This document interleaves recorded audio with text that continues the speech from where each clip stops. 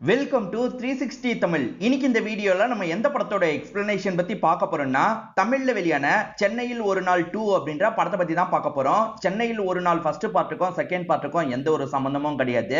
இது ஒரு பக்கவான crime thriller படம்னு சொல்லலாம்.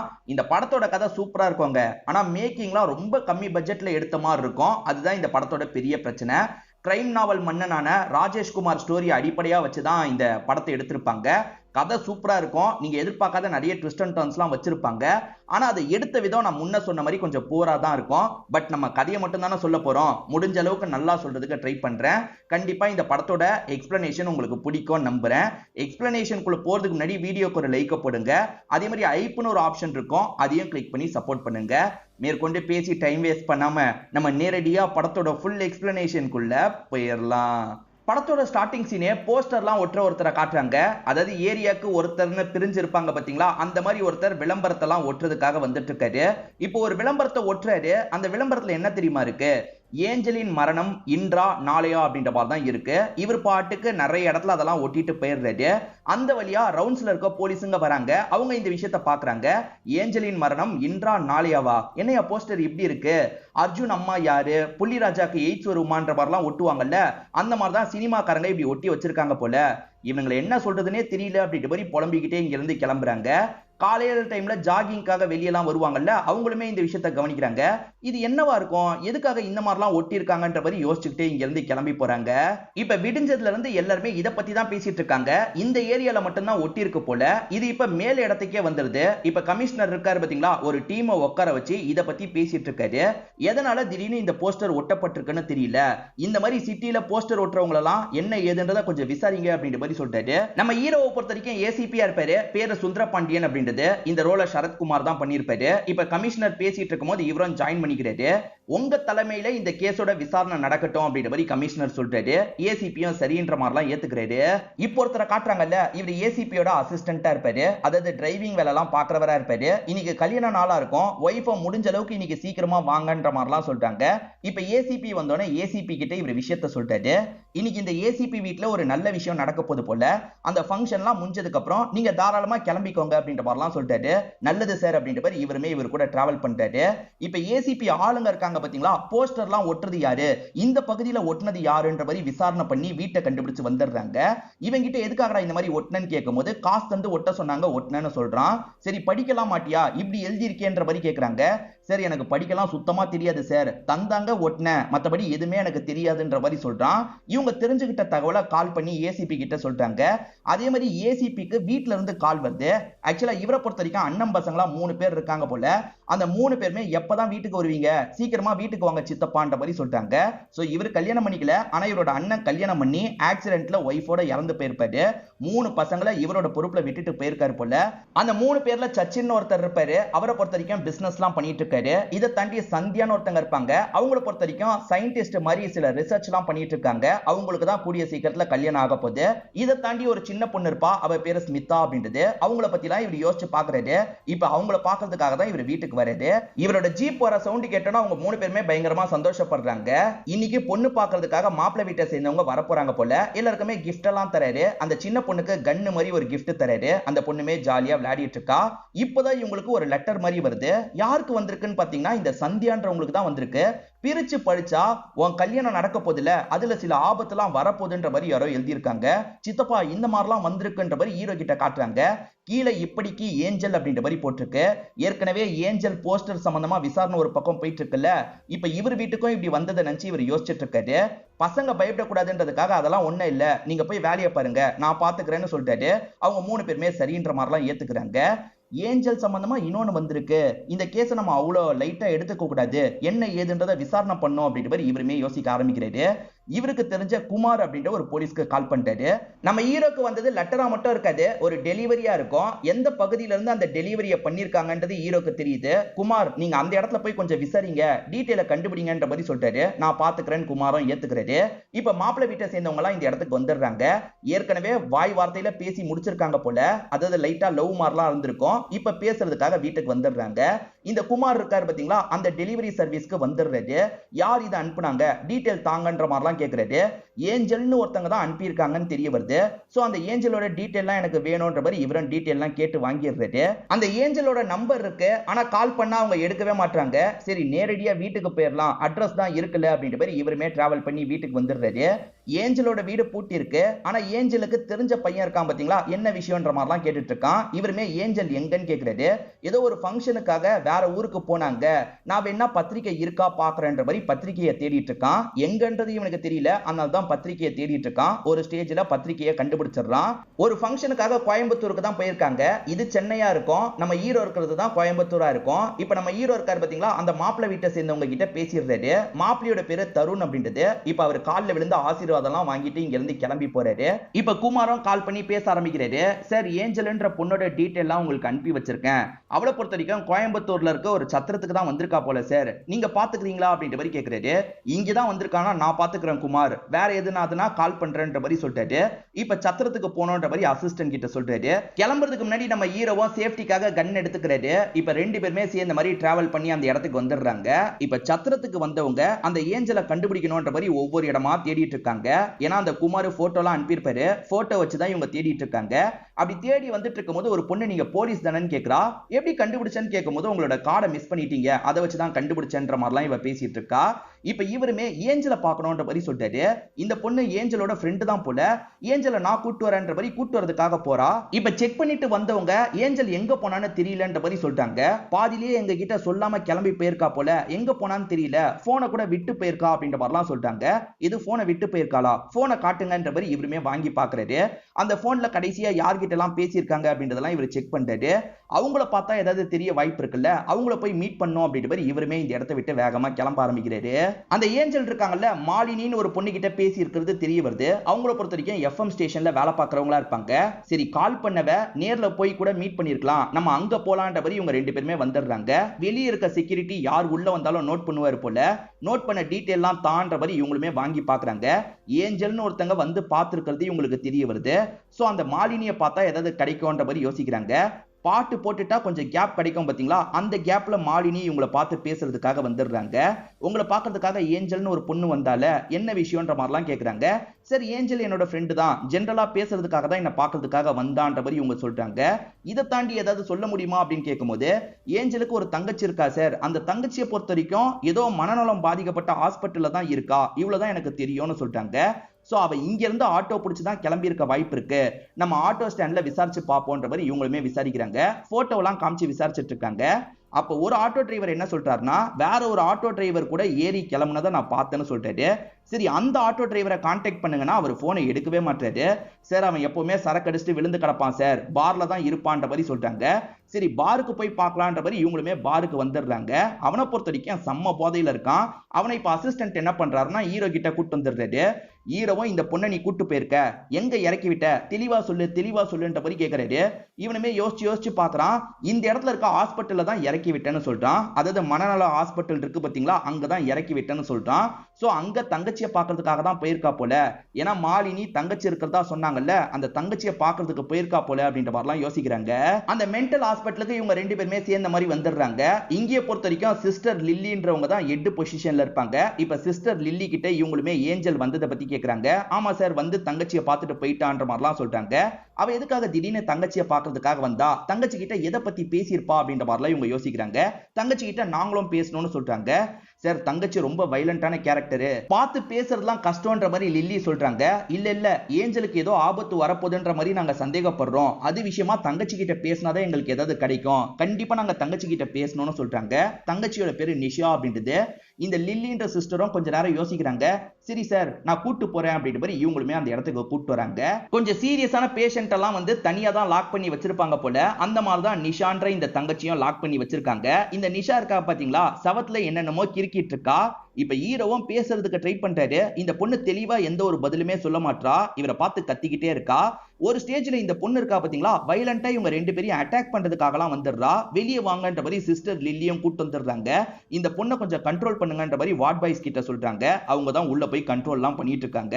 இதுக்காக தான் நான் சொன்னேன்ற மாதிரி லில்லின்ற சிஸ்டரும் சொல்றாங்க. இப்ப இவருக்கு யார்கிட்ட இருந்தோ கால் வருது, அன்னோன் நம்பர்ன்றதுனால இவர் யோசிச்சுக்கிட்டே அட்டென்ட் பண்றாரு.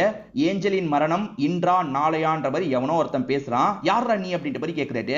நான் பரமகுரு பேசுறேன் 13B ன்னு சொல்றாரு. 13B னா என்னன்ற மாதிரி இவர் கேட்டுட்டு இருக்காரு. ஆனா அந்த பரமகுருன்றவன் மேற்கொண்டு எதுவும் பேசாம சட்டுன்னு காலை கட் பண்ணிடுறான். இவன் எதுக்கு திடீர்னு கால் பண்ணி இந்த விஷயத்த சொன்னான்ற மாதிரி இவர் யோசிக்கிறாரு. ஆக்சுவலா இந்த இடத்துல நிறைய பிளாக்லாம் இருக்கு பாத்தீங்களா, இது பிளாக் நம்பர் 12 இருக்கும். பிளாக் நம்பர் 13 இருக்கு போலன்ற மாதிரி இவர் யோசிக்கிறாரு. அவனை பொறுத்த வரைக்கும் 13B ன்னு சொன்னால, அப்ப 13B தான் நம்ம பார்க்கணும் போலன்னு யோசிக்கிறாரு. 13B க்கு கூட்டு போக முடியுமான்னு கேக்குறாரு. சார் அந்த இடத்துக்கு மட்டும் போக முடியாதுன்ற மாதிரி சிஸ்டர் லில்லி சொல்றாங்க. ஏன் என்னாச்சுன்னு கேக்குறாரு. சார் அங்க 2 பேஷண்ட் இருந்தாங்க சார். அந்த 2 பேஷண்ட் அந்த இடத்துல வச்சு தற்கொலை பண்ணிக்கிட்டாங்க. அதனால அப்பத்துல இருந்து அங்க பேய் நடமாட்டம் இருக்குன்னு யாருமே போக மாட்டோன்ற மாதிரிலாம் சொல்லிட்டாங்க. இல்ல இப்ப நான் பார்க்கணும்ன்ற மாதிரி சொல்லிட்டாரு. சார் அதெல்லாம் பண்ண முடியாதுன்னு இவங்க எவ்வளவோ பேசி பாக்குறாங்க. இப்ப காட்ட போறீங்களா இல்லையான்ற மாதிரி இவர் பயங்கரமா கத்திடுறாரு. சரி வாங்க சார் போலான்ற மாதிரி சொல்லிட்டாங்க. அப்பன்னு பார்த்து இந்த இடத்துல மழை வேற பெய்ய ஆரம்பிச்சிருது. இவங்க 2 பேருமே கொடையை யூஸ் பண்ணி தான் அந்த இடத்துக்கு வந்துட்டு இருக்காங்க. அந்த இடம் ரொம்ப நாள் யூஸ் பண்ணாத மாதிரி இருக்கு. இப்ப இவங்க 2 பேருமே பொறுமையா உள்ள வந்துட்டு இருக்காங்க. அப்படி வரும்போது தூக்குல யாரோ தொங்கிட்டு இருக்கிறது தெரியுது. ஒரு இளம்பெண் தொங்கிட்டு இருக்கிறது தெரியுது. இதுதான் ஏஞ்சல் போல அப்படின்ற மாதிரிலாம் இவர் ஷாக் ஆயிட்டு இருக்காரு. அப்பன்னு பார்த்து அந்த கல்யாண பொண்ணு சந்தியா இருக்காங்க பாத்தீங்களா, இவருக்கு கால் பண்றாங்க. என்ன சந்தியா கால் பண்றான்னு அட்டன் பண்றாரு. சித்தப்பா பயமா இருக்கு சித்தப்பா, சீக்கிரமா கிளம்பி வீட்டுக்கு வாங்கன்ற மாதிரி பயந்த மாதிரி அவங்க பேசிட்டு இருக்காங்க. ஒண்ணு இல்ல சித்தப்பா சீக்கிரமா வந்துடுறன்ற மாதிரி சொல்றாரு. இப்பதான் அசிஸ்டன்ட் வராரு. இவ்வளவு நேரம் எங்க போனேன்னு இவர் அசிஸ்டன்ட் மேல கோவப்படுறாரு. அன்னோன் நம்பர்ல இருந்து கால் வந்தது இல்ல சார், அதனால தான் ட்ரேஸ் பண்றதுக்காக நான் பேசினேன், ட்ரேஸ் பண்ண முடியலன்னு சொல்லிட்டாரு. சரி இங்க பாடி இருக்கு, அதை எடுக்கிறதுக்கு ஆளுங்களை எல்லாம் வர சொல்லு அப்படின்ற மாதிரி சொல்லிட்டாரு. இங்கதான் இன்டர்வல போடுறாங்க. நம்ம ஹீரோ வீட்டுக்கு வரும்போது 3 பேருமே பயந்த மாதிரி இருக்காங்க. என்னாச்சு ஏதாச்சு அப்படின்ற மாதிரி இவர் கேட்கிறாரு. இவங்க 3 பேருமே நடந்த விஷயத்த சொல்றாங்க. கொஞ்ச நேரத்துக்கு முன்னாடி ஒரு மர்ம நபர் கிட்ட இருந்து கால் வந்திருக்கும். நான் பரமகுரு பேசுறேன், உங்க குடும்பத்தோட எதிரி பேசுறேன், உங்களுக்கு பெரிய ஆபத்து வரப்போகுது அப்படின்ற மாதிரிலாம் சொல்லியிருப்பாரு. இவங்களுக்கு ஒண்ணுமே புரியல. இவங்களுமே பயத்துல வேகமா காலெல்லாம் கட் பண்ணிருப்பாங்க. இதுதான் நடந்தது, ஏதோ தப்பா நடக்குது அங்கிள், ஏஞ்சல்ன்ற மாதிரி அவனும் பேசினா, காலையில லெட்டரும் வந்தது, சொல்லுங்கன்ற மாதிரிலாம் கேக்குறாங்க. இப்ப இவருமே சொல்றன்ற மாதிரி சொல்ல ஆரம்பிக்கிறாரு. ஆக்சுவலா இவரோட அண்ணன் பிசினஸ் மேனா இருந்திருப்பாரு. அண்ணன் அண்ணி சேர்ந்த மாதிரி கார்ல வந்துட்டு இருக்கும் போது எதிர வர வேற ஒரு காரை தெரியாதனமா இடிச்சிருப்பாங்க. ஆக்சிடென்ட் மாதிரி ஏற்பட்டிருக்கும்.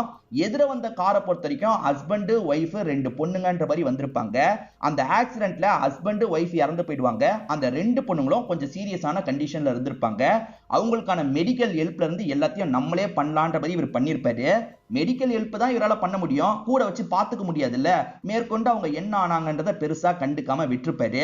ஆனா அதுல ஒரு பொண்ணோட பேரு ஏஞ்சல் அப்படின்றது இவருக்கு நல்லா ஞாபகம் இருந்திருக்கும். சோ இப்போ ஒரு ஏஞ்சலை இவர் தேடிட்டு இருக்காருல, அந்த ஏஞ்சலுக்கும் நம்மளோட பாஸ்ட்ல வந்த ஏஞ்சலுக்கும் சம்பந்தம் இருக்குன்றது இவருக்கு தெரிய வருது. ஒருவேளை நம்ம பெருசா பாத்துக்காம விட்டோம்ல, அந்த கோவத்துல நம்மளை இப்படி பண்றாளான்ற மாதிரி எனக்கு தோணுச்சு. அதனாலதான் இந்த கேஸை கொஞ்சம் தீவிரமா விசாரணை பண்ணிட்டு இருக்கன்ற மாதிரி சொல்லிட்டாரு. அதாவது அந்த ஆக்சிடென்ட்ல தங்கச்சி பாதிக்கப்பட்டிருக்கா, ஏஞ்சலுமே கொஞ்சம் மோசமான நிலைமைக்கு போயிருக்காங்க. அதுக்கு காரணம் இவர் தானே, அதனால இவரை டார்கெட் வைக்கிறதா இவர் யோசிக்கிறாரு. அங்க கிடைச்ச பாடி ஏஞ்சலோட பாடின்ற மாதிரி நினைச்சிருப்பாங்க. சார் அது ஏஞ்சல் கிடையாதுன்ற மாதிரி சொல்லிட்டாரு. என்னையா சொல்றன்ற மாதிரி இவரும் வாங்கி ஜூம் பண்ணி பாக்குறாரு. ஏஞ்சல் இல்லன்றது தெரியுது. இவர் பார்த்துட்டு இருக்கிறத சச்சின் கவனிச்சு ஷாக் ஆயிடுறான். இவ பேர் ஸ்வப்னா, இவ என்னோட லவ்வர் அப்படின்ற மாதிரி ஒரு விஷயத்த சொல்றான். ஆக்சுவலா இவன் சித்தப்பா கிட்ட இந்த விஷயத்த சொல்லாம வச்சிருப்பான். ஸ்வப்னான்ற ஒரு பொண்ணை பயங்கரமா லவ்லாம் பண்ணிருப்பான். சீக்கிரமே சித்தப்பா கிட்ட இந்த விஷயத்த சொல்லணும்னு நினைச்சிருப்பான். அதுக்குள்ள ஸ்வப்னா இந்த இடத்துல கொல்லப்பட்டிருக்காங்க. உன்னோட காதலியை யார் அந்த இடத்துல தொங்க விட்டுருப்பான்னு தெரியலையே, நம்ம குடும்பத்தையே யாரோ டார்கெட் பண்றாங்க போலன்ற மாதிரி இவர் யோசிக்கிறாரு. ஸ்வப்னாவோட வீட்டுக்கு கூட்டு போக முடியுமான்னு கேக்குறாரு. இவனுமே சரின்ற மாதிரி ஏத்துக்கிறான். இவன் பேரு சச்சின்னு நல்லா கவனிச்சு வச்சுக்கோங்க. இப்ப இவனோட காதலியான ஸ்வப்னாவோட வீட்டுக்கு கூட்டு வந்துடுறான். பிரோஜனமா ஏதாவது கிடைக்குமான்ற மாதிரி தேடி பார்த்துட்டு இருக்காங்க. அப்ப இந்த ஸ்வப்னாக்கு வர லெட்டர்லாம் கிடைக்குது. அந்த லெட்டர் எல்லாத்தையும் இவர் பாக்குறாரு. பார்த்தவரை இந்த பையனை மட்டும் இங்க இருந்து போக சொல்லிடுறாரு. அதுக்கப்புறம் அந்த லெட்டரை பிரிச்சு படிக்க ஆரம்பிக்கிறாரு.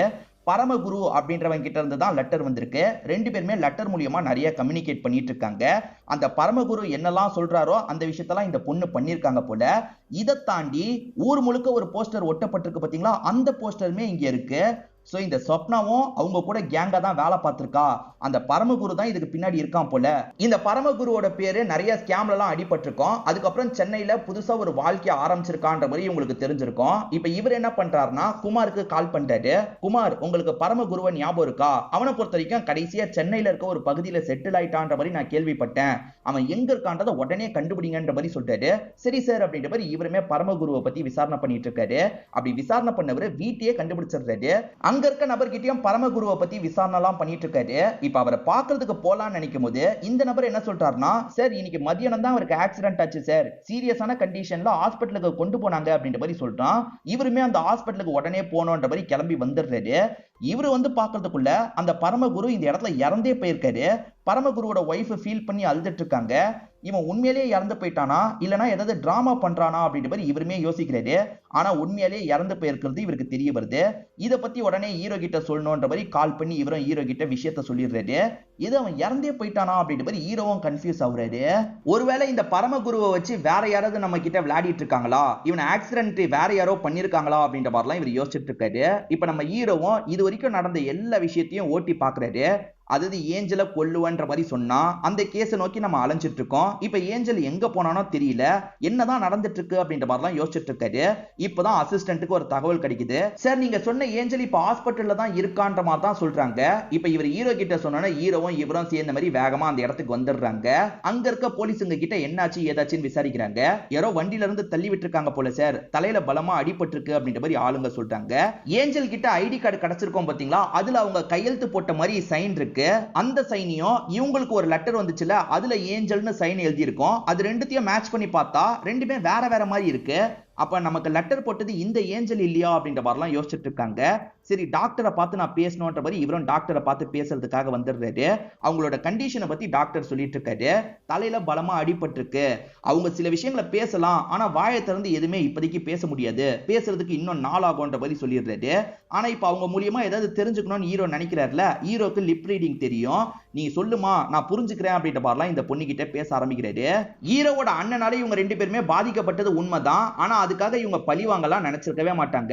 உண்மை என்ன தெரியுமா, தங்கச்சிக்கு ஏதோ பிரச்சனைன்ற மாதிரி கால் வந்திருக்கும், அதனால தான் உடனே தங்கச்சியை பார்க்கறதுக்காக இவங்க போயிருப்பாங்க. போனதுக்கு அப்புறம் தான் அது ஃபேக்கான கால்ன்றதெல்லாம் இவங்களுக்கு தெரிஞ்சிருக்கும். அங்க இருந்து கிளம்பலாம் நினைக்கும் போது யாரோ கார்ல தூக்கிட்டு போயிருப்பாங்க. கொஞ்ச நேரம் சுத்திக்கிட்டே இருந்திருப்பாங்க. திடீர்னு காரை விட்டு தள்ளி விட்டுருப்பாங்க. யார் இதை பண்ணான்லாம் எனக்கு தெரியலன்ற மாதிரி இவங்க சொல்லிட்டு இருக்காங்க. யார் இதை பண்ணிருப்பா? அப்ப ஏஞ்சல் பேரை வச்சு வேற யாரோ நம்ம கிட்ட விளையாடி இருக்காங்க. நம்ம பாஸ்ட், அதாவது அண்ணனோட பாஸ்ட்ல வந்த ஏஞ்சலை வச்சு வேற யாரோ நம்ம கிட்ட விளையாடி இருக்காங்கன்றதை இவர் புரிஞ்சுக்கிறாரு. இதெல்லாம் இவர் பார்த்துட்டு இருக்கும் போது இவருக்கு போன் கால் வருது. என்ன தகவல் தெரிய வருதுன்னு தெரியல. இவரோட முகம்லாம் மாறுற மாதிரி நமக்கு காட்டுறாங்க. இப்ப அப்படியே கட் பண்ணி வேற ஒரு ஸ்பாட்டை காட்டுறாங்க. ஆக்சுவலா இவரோட பசங்களான அந்த 3 பேரை ஒரு மர்ம நபர் கடத்தி வச்சிருக்கான் போல. இப்ப கடத்தி ஒரு இடத்துல லாக் பண்ணி வச்சிருக்கான்ல, அவனை ஏமாத்தி தப்பிக்கிறதுக்காக அங்கிட்டும் இங்கிட்டும் ஓடிட்டு இருக்காங்க. என்ன மீறி உங்களால எங்கேயும் போக முடியாதுன்ற மாதிரி அவன் சொல்றான். இப்ப 3 பேரையும் இஷ்டத்துக்கு போட்டு அடிச்சிட்டு இருக்கான். இப்ப ஹீரோ ஜீப்ல வந்துட்டு இருக்கும் போது கமிஷனர் கிட்ட இருந்து கால் வருது. கமிஷனரும் உடனே என்ன பாக்குறதுக்காக வாங்கன்னு சொல்லிட்டாரு. இவர் என்ன ஏதுன்னு கேட்கும் போது உடனே வாங்கன்னு சொல்லிட்டாரு. இப்ப இவரும் கமிஷனரை பாக்குறதுக்காக வந்துடுறாரு. கமிஷனரும் எனக்கு ஒரு பென்ட்ரைவ் வந்தது, இந்த வீடியோவை நீங்களே பாருங்கன்ற மாதிரி வீடியோவை காட்டுறாரு. வீடியோல அந்த 3 பசங்களை டார்ச்சர் பண்ணாம பாத்தீங்களா, அவன் தான் பேசிட்டு இருக்கான். அவன் என்ன சொல்றான்னா, உன்னோட ஒவ்வொரு பசங்களையும் நான் சாவடிக்க போறேன்ற மாதிரி சொல்றான். முதல்ல சச்சின் கிட்ட இருந்தே ஆரம்பிப்போன்ற மாதிரி சொல்றான். சச்சின் அந்த இடத்துல லாக் செய்யப்பட்ட மாதிரி இருக்காது. சச்சினுக்கு பக்கத்துல போனவன் ஒரு கத்தியை வச்சு சச்சின் கதையை முடிச்சிடுறான். இதை பாக்குற கமிஷனரும் இவரும் ஃபீல் பண்ணிட்டு இருக்காங்க. இன்னும் கொஞ்ச நேரத்துல வேற ஒரு பென்ட்ரைவா அனுப்புறேன்னு சொன்னான்ற மாதிரி கமிஷனர் சொல்றாரு. அப்பன்னு பார்த்து ஒரு அசிஸ்டன்ட் இருக்காருல, சார் யாரோ இந்த பென்ட்ரைவை அனுப்பியிருக்காங்கன்ற மாதிரி சொல்றாரு. இந்த பென்ட்ரைவை போட்டு பார்ப்போம்னு போட்டு பாக்குறாங்க. அதே மர்ம நபர் தான் பேசிட்டு இருக்கான். அவன் என்ன சொல்றான்னு பாத்தீங்கன்னா, உனக்கு பெரிய பொண்ணு பிடிக்குமா சின்ன பொண்ணு பிடிக்குமா? சின்ன பொண்ணு தானே பிடிக்கும், இப்ப அடுத்து அந்த பொண்ணோட கதையை தான் முடிக்க போறேன்ற மாதிரி சொல்றான். அந்த பொண்ணு வேணான்னு சொல்றா. ஆனா இவன் கதையை முடிச்சிடுறான். இன்னும் கொஞ்ச நேரத்துல உன்னோட பெரிய பொண்ணோட கதையை முடிப்பேன் அப்படின்ற மாதிரி சொல்றான். இப்ப என்ன பண்றதுன்னு தெரியல. கமிஷனரும் எதுனாலும் பண்ணுங்க, இவனை விடாதீங்கன்ற மாதிரி சொல்றாரு. இப்ப அப்படியே கட் பண்ணி அவனை நமக்கு காட்டுறாங்க. அவனுக்கு யார்கிட்ட இருந்தோ கால் வருது. சோ இவன் யார்கிட்டயோ வேலை பார்க்கறான்றது நமக்கு தெரியுது. அந்த 3வது பொண்ணை நீ சொன்ன மாதிரி முடிச்சிருவான்னு கேக்குறான். 3வது பொண்ணெல்லாம் நீ முடிக்க தேவையில்ல, இப்போ வரைக்கும் 2 பேரை முடிச்சிருக்கல, அதுவே போதும். 3வது பொண்ணை நான் சொல்ற இடத்துக்கு கூட்டு வந்து ஒப்படைச்சிரு அப்படின்ற மாதிரி சொல்றான். பேசின காசை தந்துடுறன்ற மாதிரியும் சொல்றான். இப்ப திடீர்னு பார்த்தா ஹீரோ இருக்காரு பாத்தீங்களா, இவனை லாக் பண்ணி உட்கார வச்சிருக்காரு. இந்த இடத்துல தான் ஒரு பெரிய ட்விஸ்ட் நமக்கு ரிவீல் பண்றாங்க. உண்மை என்ன தெரியுமா, பாஸ்ட்ல இவன் 3 பேரையும் துரத்திட்டு போய் அடிக்கலாம் செஞ்சான் பாத்தீங்களா. அப்ப இந்த சின்ன பொண்ணு என்ன பண்றானா, இவனோட நெத்தியில கண்ணை வச்சிடறா. இது பொம்மை கண்ணு தான், ஆனா இவனுக்கு தெரியாது இல்ல, இவனுமே இந்த இடத்துல பயப்பட ஆரம்பிக்கிறான். சோ அதுக்கப்புறம் இவங்க என்ன பண்ணிருப்பாங்கன்னா ஹீரோக்கு கால் பண்ணி சொல்லியிருப்பாங்க. இதை கேட்டுதான் ஹீரோ ஷாக் ஆன மாதிரியே நமக்கு காமிச்சிருப்பாங்க. சோ இவன் 3 பேரையும் கடத்தி ஒரு பிளான போட்டிருக்கான்ல, இவன் அந்த பிளான பண்ண வைக்கணும், இவன்கிட்ட யாரோ சொன்னாங்கல்ல அவனை பிடிக்கணும் அப்படின்ற மாதிரி யோசிச்சிருப்பாரு. சோ அதுக்கப்புறம் இவன் 2 வீடியோவை அனுப்புன மாதிரி டிராமா பண்ணாம பாத்தீங்களா, அது எல்லாம் இவங்க சொல்லி தான் பண்ணிருப்பான். இவங்க 2 பேருமே செத்து போன மாதிரிலாம் நடிச்சிருப்பாங்க. இது எல்லாமே இவனுக்கு மேல ஒருத்தன் இருக்கான்ல, அவனை ஏமாத்துறதுக்காக தான் இப்படி பண்ணிருப்பாங்க. அவன் இன்னும் கொஞ்ச நேரத்துல இந்த இடத்துக்கு வரப்போறான்ல, அவனை லாக் பண்றதுக்காக தான் இந்த இடத்துல இவங்க வெயிட் பண்ணிட்டு இருக்காங்க. ஹீரோவை பொறுத்த வரைக்கும் அந்த பொண்ணுக்கு கிஃப்டா இந்த கன்னை தந்திருப்பாரு. அந்த கன்னை சாமர்த்தியமா அந்த பொண்ணு யூஸ் பண்ணிருப்பா, இவனை பிடிச்சிருப்பா. சோ இவன் மாட்டிக்கிட்டான், இவனுக்கு மேல யாரோ இருக்காங்க, அவங்கள பிடிக்கணும்ன்ற மாதிரி இவங்க 2 பேர் பயங்கரமா டிஸ்கஸ்லாம் பண்ணிருப்பாங்க. கமிஷனர் கிட்ட கூட இந்த தகவலை இப்போதைக்கு சொல்ல வேணாம், கமிஷனர் ஆபீஸ்க்கே நம்ம அனுப்பி வைப்போம், கமிஷனர் ஆபீஸ்க்கே பென் டிரைவ் போனாதான் இதுக்கு பின்னாடி இருக்கவன் கண்டிப்பா இதெல்லாம் உண்மைன்னு நம்புவான்ற மாதிரி யோசிச்சு தான் இப்படி பண்ணிருப்பாரு. இப்ப பிரசன்ட்ல அவன் இந்த இடத்துக்கு வரப்போறான் பாத்தீங்களா, அவனுமே இந்த இடத்துக்கு வந்துடுறான். வரது யாருன்னு பார்த்தா ஆக்சுவலா இந்த பொண்ணை கல்யாணம் பண்ணிக்கிறதுக்காக தருண் ஒரு மாப்பிளையும் அப்பாவும் வந்தாங்கல்ல, அவங்க 2 பேர் தான் இந்த இடத்துக்கு வராங்க. வந்து அவங்க 2 பேரையும் ஹீரோ லாக் பண்றாரு. இங்க ஒரு பிளாஷ்பேக்க நமக்கு காட்டுறாங்க. ஆக்சுவலா இந்த பொண்ணு சந்தியாவை பொறுத்த வரைக்கும் சயின்டிஸ்ட் வேலை மாதிரி பாக்குறாங்கன்னு சொல்லியிருப்பேன். இந்த பொண்ணை பொறுத்த வரைக்கும் ஒரு மருந்தை கண்டுபிடிக்கிறதுக்காக ட்ரை எல்லாம் பண்ணிட்டு இருக்காங்க. அதை கண்டுபிடிக்கிறதுக்கு ட்ரை பண்ணி வேற ஒரு மருந்தை நான் ரெடி பண்ணிட்டேன் அங்கிள் அப்படின்ற மாதிரி சொல்லிட்டாங்க. சரி சித்தப்பான்ற மாதிரி அவர்கிட்ட ஒரு விஷயத்த சொல்றாங்க. இந்த மருந்து என்ன தெரியுமா பண்ணும், ஒருத்தரோட மெமரியை டக்குன்னு அழைச்சிரும். அதே மாதிரி இந்த மருந்தை பொறுத்த வரைக்கும் எந்த ஒரு ஸ்மெல்லும் வராது. ஸ்மெல்லு வராததுனால நம்ம எதுலனாலும் கலந்து ஈஸியா ஒருத்தரை குடிக்க வச்சிடலான்ற மாதிரி சொல்லிட்டாங்க. இது மட்டும் தப்பான உங்க கைக்கு போயிடுச்சுன்னா பெரிய பிரச்சனை அங்கிள் அப்படின்ற மாதிரி சொல்றாங்க. உதாரணத்துக்கு டாக்டரு, அதே மாதிரி நிறைய ப்ரொஃபஷனை சேர்ந்தவங்க இருப்பாங்க பாத்தீங்களா, இந்த மருந்தை மட்டும் அவங்கள சாப்பிட வச்சிட்டா அவங்க கஷ்டப்பட்டு சேர்த்த நாலேஜ் எல்லாமே சட்டுன்னு போயிடும். சோ இது தப்பானவங்க கையில மட்டும் போயிட்டா பெரிய பிரச்சனை. இப்ப என்ன பண்றதுன்னு தெரியலன்ற மாதிரிலாம் சந்தியா சொல்றாங்க. நீ யார்கிட்ட இதெல்லாம் ஷேர் பண்ணிருக்கன்ற மாதிரி இவர் கேக்குறாரு. என் அண்ணனான சச்சின் கிட்ட மட்டும் தான் ஷேர் பண்ணிருக்கன்ற மாதிரி சொல்றா. சரி ஓகே பாத்துக்கலான்ற மாதிரி இவர் ஏத்திருப்பாரு. இந்த தருணும் அப்பாவும் எதுக்காக இதெல்லாம் பண்ணாங்கன்றத சொல்றாங்க. ஆக்சுவலா அந்த ஃபார்முலாவை பத்தி இவங்களுக்கும் தெரிய வந்திருக்கும். அந்த ஃபார்முலாவை தூக்குறதுக்காக தான் இந்த விஷயத்தெல்லாம் பண்ணிருப்பாங்க. என்னெல்லாம் இந்த தருணோட அப்பா பண்ணாருன்றத சொல்றாரு. இவரும் ஹீரோவோட அண்ணனும் பிசினஸ் பார்ட்னர்ஸா இருந்திருப்பாங்க. இவர் கொஞ்சம் இல்லீகலா தெரிஞ்சோன்னா அண்ணன் இருக்கார்ல, இதுக்கப்புறம் அவன் கூட பார்ட்னர்ஷிப்பே வேணான்ற மாதிரி கிளம்ப பார்த்திருப்பாரு. அப்படி அண்ணன் போகும்போது இவர் தான் பிரேக் வயரை கட் பண்ணிருப்பாரு. அதனால தான் அண்ணன் கண்ட்ரோல் இல்லாம எதிர வந்த வண்டி மேல இடிச்சிருப்பாரு. அதனால தான் ஏஞ்சல் அப்படின்ற பொண்ணும் அவங்களோட தங்கச்சி நிஷாவும் பாதிக்கலாம் பட்டிருப்பாங்க. சந்தியாவோட ஃபார்முலா எப்படி தெரிஞ்சதுன்னு ஒரு கேள்வி இருக்குல்ல, அதை பத்தி இந்த தருணோட அப்பாவும் சொல்றாரு. அதாவது சச்சின் ஸ்வப்னான்னு ஒருத்தங்களை லவ் பண்ணால, அந்த ஸ்வப்னாவை பொறுத்த வரைக்கும் இந்த தருணோட கேர்ள் ஃப்ரெண்டா தான் இருந்திருப்பாங்க. அதாவது தருண் கூட அப்பப்ப ஒண்ணு மணி நாளா இவங்க இருந்துட்டு இருந்திருப்பாங்க. ஸ்வப்னா நீ அந்த சச்சினை லவ் பண்ற மாதிரி நடிக்கணும், அவன் மூலியமா விஷயத்தை கறக்கணும்ன்ற மாதிரி தருண் சொல்லியிருப்பான். அதனால இந்த ஸ்வப்னா இருக்காங்கல்ல, அண்ணனான சச்சினை லவ் பண்ற மாதிரிலாம் நடிக்க ஆரம்பிச்சிருப்பாங்க. அப்படி லவ் பண்றது மூலியமா உன் தங்கச்சியை பத்தி சொல்லு, உன் தங்கச்சி ஏதோ ரிசர்ச் பண்றால அதை பத்தி சொல்லுன்ற மாதிரி பேசி பேசி நிறைய விஷயங்களை தெரிஞ்சிருப்பாங்க. அது மூலியமா அந்த தங்கச்சி பண்ண ப்ராஜெக்ட பத்தி உங்களுக்கு தெரிய வந்துருது. ஏதோ சின்ன லெவல் ப்ராஜெக்ட் பண்றா, கொஞ்சம் காசு பார்க்கலாம் நினைச்சுதான் இப்படி பண்ணிருப்பாங்க. ஆனா பெரிய ப்ராஜெக்ட் பண்ணிருக்கா, இது மூலியமா கோடி கோடியா சம்பாதிக்கலாம் கணக்கெல்லாம் பண்ணிருப்பாங்க. அந்த சொப்னாவை பொறுத்த வரைக்கும் நிறைய ஷேர் கேட்டிருப்பா. ஷேர் அடி கேட்கிற அப்படின்ற மாதிரி இவங்களுமே கதையை முடிச்சிடுறாங்க. அந்த இடத்துல அவளோட பாடியை தொங்க விட்டுலான்ற மாதிரி இவங்க தான் அந்த ஹாஸ்பிட்டல்ல பாடியெல்லாம் தொங்க விட்டுருப்பாங்க. ஏஞ்சலின் மரணம் இன்றா நாளையான்ற மாதிரி போஸ்டர்லாம் ஒட்டியிருந்தாங்கல்ல, அதுக்கும் இதுக்கும் என்ன சம்பந்தம்ன்ற மாதிரி உங்களுக்கு ஒரு கேள்வி வந்திருக்கும். நம்ம ஹீரோவை டோட்டலா டைவர்ட் பண்றதுக்கும் போலீஸுங்களை டோட்டலா டைவர்ட் பண்றதுக்கும் தான் இந்த விஷயத்த பண்ணிருப்பாரு. ஏன்னா ஹீரோவும் போலீஸும் இதை பத்தி விசாரிக்கும் போது அந்த 3 பேரை நம்ம ஈஸியா தூக்கிடலான்றதுக்காக தான் இந்த விஷயத்த பண்ணிருப்பாரு. ஹீரோவோட பாஸ்ட்ல ஏஞ்சல்ன்ற ஒரு பொண்ணுக்கு நம்ம பெருசா ஹெல்ப் பண்ணல, கை விட்டுட்டோன்ற மாதிரி ஒரு எண்ணம் இருக்குல்ல. ஏஞ்சல்ன்ற பேரை கேட்டோன்னா இவர் கொஞ்சம் பதட்டம் ஆவாரு. அதை பத்தி விசாரிக்கிறதுக்காக போவாரு. அந்த கேப்ல 3 பேரை தூக்கிடலான்றதுக்காக தான் தூக்கியிருப்பாரு. அதே மாதிரி 3 பேரை தூக்குனதுக்கு அப்புறம் சச்சின் கதையும் அந்த ஸ்மிதான்ற சின்ன பொண்ணோட கதையும் முடிச்சிடணும். ஏன்னா அப்பதான் நம்ம பையன் கல்யாணம் பண்ணதுக்கு அப்புறம் சந்தியாக்கு எல்லா சொத்தும் வந்துடும், நம்ம பையனுக்கு எல்லா சொத்தும் வந்துடும். ஒன்ஸ் இவங்க 2 பேர் கல்யாணம் பண்ணிக்கிட்டா ஃபார்முலாவை பத்தி தெளிவா நம்ம பையன் கிட்ட சொல்லிடுவா. அது மூலியமா நம்ம கோடி கோடியா சம்பாதிக்கலான்றதுக்காக தான் இந்த பிளான் எல்லாம் இவர் போட்டிருப்பாரு. இது எல்லாத்த பத்தியும் இந்த இடத்துல சொல்லி முடிக்கிறாரு. இவங்கள மாதிரி ஆளுங்கெல்லாம் உயிரிடவே இருக்கக்கூடாதுன்றதுக்காக ஹீரோ என்ன பண்றாருன்னா இவங்க 3 பேரையும் இந்த இடத்துல போட்டு தள்ளிடுறாரு. கமிஷனர் கிட்ட மறைச்சார்ல, இப்பதான் எல்லாத்தையும் சொல்றாரு. கமிஷனரும் பரவாயில்லன்ற மாதிரி கையெல்லாம் கொடுக்குறாரு. இப்ப ஃபேமிலி மெம்பர்ஸை திரும்பி பார்த்ததுல இவர் ரொம்ப சந்தோஷப்படுறாரு. அப்பன்னு பார்த்து அந்த சிஸ்டர் லில்லி கால் பண்றாங்க. சார் திரும்பி இந்த இடத்துக்கு நீங்க வரணும் சார், இங்க ஒரு பிரச்சனைன்ற மாதிரி சொல்றாங்க. இவருமே அவங்க சொல்றதை கேட்டு ஷாக் ஆயிடுறாரு. இப்ப உடனே அந்த இடத்துக்கு கிளம்பணும் அப்படின்ற மாதிரி வேக வேகமா இவரும் கிளம்ப ஆரம்பிக்கிறாரு. அதாவது இனோன் பாடி தொங்கிட்டு இருக்கிறதா அவங்க சொல்லியிருக்காங்க போல. இவருமே அந்த பாடியை பார்க்கறதுக்காக தான் வந்துட்டு இருக்காரு. இந்த வாட்டி யாரோட பாடி தொங்கிட்டு இருக்குன்னு ஒரு கேள்வி இருக்குல்ல, அந்த கேள்வியோடயே இந்த படத்தோட கதையை முடிச்சிடுறாங்க. கண்டிப்பா இந்த படத்துல வந்த ட்விஸ்ட் அண்ட் டர்ன்ஸ்லாம் உங்களுக்கு பிடிச்சிருக்கும்னு நம்புறேன். இந்த வீடியோ உங்களுக்கு பிடிச்சிருந்ததுன்னா லைக் பண்ணுங்க, கமெண்ட் பண்ணுங்க, மறக்காம 360 தமிழ் சேனலை சப்ஸ்கிரைப் பண்ணுங்க. தொடர்ச்சியா இந்த மாதிரி வீடியோக்கள் வந்துகிட்டே தான் இருக்கும்.